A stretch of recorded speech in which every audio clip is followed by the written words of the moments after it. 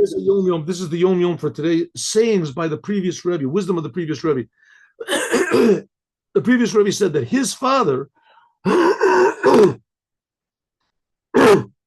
his father used to say a particular Hasidic discourse. It's an interesting thing. The Hasidic discourses, each one of them comes to explain something a little bit different in the connection between the spiritual and the physical world. Each one a little bit different. So there was a mimer which was called Vayera.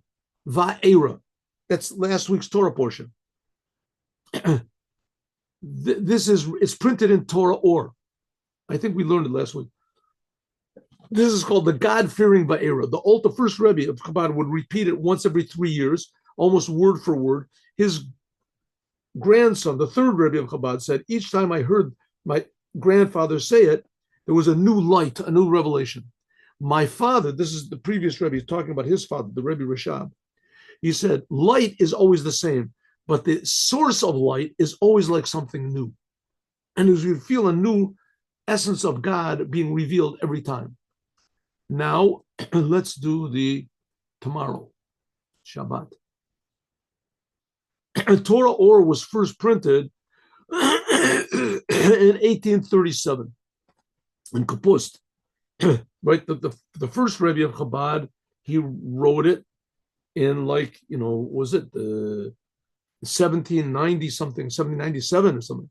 But it was first printed Torah Ohr in 1837. And the Tzemach Tzedek wrote like this: the book Torah Ohr contains Maimorim until the end of 1812. That's when the first Rebbe of Chabad passed away. The Torah, that's the book we're learning from in the morning, right? And there were thousands of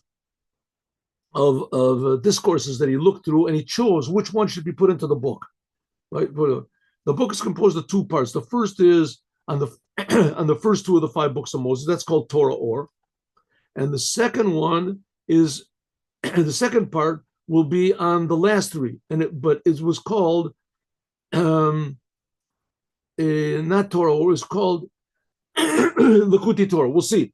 Before the second part could be printed on the last 3 books of the Torah, informers had the government close a lot of Hebrew printing presses, including the one in Kapust. And so therefore it had to be printed later on, 1848, and 10 years later? Yeah, 10 years later, it had to be printed, but it was given a different name, Likutei Torah.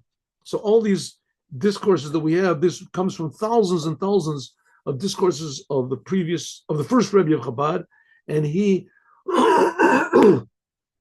sifted it down until he came to these whatever's 100 Maimorim on the first 2 books of the Torah and on the last 3 books of the Torah in 2 separate books. The first is called Torah Ohr, that's on Breshit and Shemot, and the last is on Vayikra and Bamidbar and Devorim. That's called Likutei Torah. Okay.